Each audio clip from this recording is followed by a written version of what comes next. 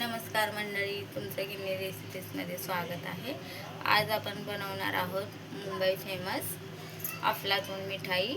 तर त्यासाठी लागणारे साहित्य पहा। इथे मी काय काय घेतलं आहे तर तुम्ही पाहू शकता। इथे मी 1 वाटी रवा घेतलेला आहे, 1 वाटी साखर घेतलेली आहे, वाट्या सेमच आहेत। अर्धी वाटी मिल्क पावडर घेतलेला आहे, 1 वाटी खवा घेतलेला आहे म्हणजे मावा, सजावटीसाठी काही पिस्ता घेतलेले आहेत असे बारीक कापून, हे ऑप्शनल आहेत। इथे मी 8-10 विलायची अशी कुटून घेतलेली आहे।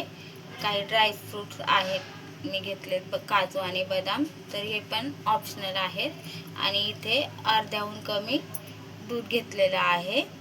इथे तूप घेतलेलं आहे मी 1 वाटी, रवा जेवढा आहे तेवढंच मी तूप घेतलेलं आहे।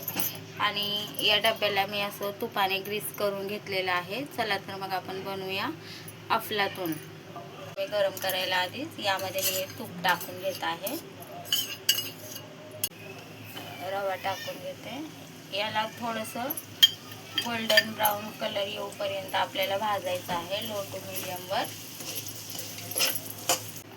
पहा, या प्रकारे आपल्या रव्याचा कलर झाला पाहिजे। आता आपण यात ड्रायफ्रूट टाकून घेणार आहोत, काजू बदाम। याला थोडंसं भाजायचं आहे, फक्त 2 मिनिटं। मला या रव्याचा कलर असा यायला 10 मिनिटं लागलेले आहेत। टाकून घेणार आहोत,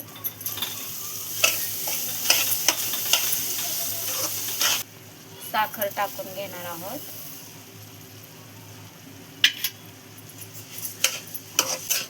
याला आपल्याला 5 ते 7 मिनिटं भाजायचं आहे साखरेसोबत। तुम्ही पाहू शकता इथे गॅसची फ्लेम मी स्लो ठेवलेली आहे, स्लोवरच आपल्याला भाजून घ्यायचा आहे हा सगळा मसाला।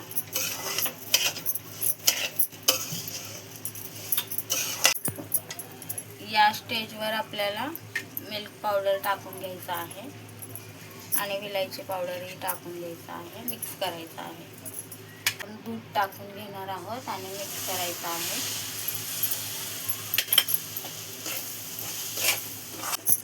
पहा, या प्रकारे झालं पाहिजे आपलं।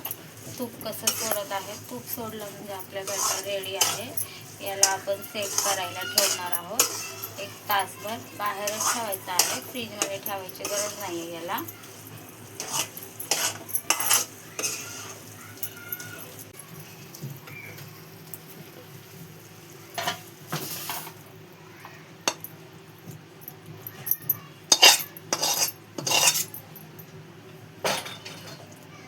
पहा, या प्रकारे सेट करायचं आहे आपल्याला। 1 तासभर ठेवायचं आहे। याच्यावर मी हे पिस्ता असे टाकून घेते सजावटीसाठी।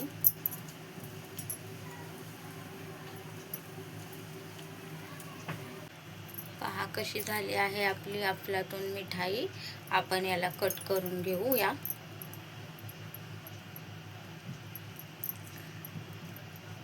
या प्रकारे यामध्ये आपली किती मिठाई होणार आहे।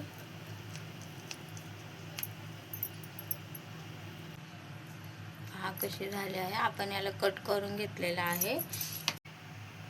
पहा कशी झाली आहे आपली मुंबई फेमस अफलातून मिठाई।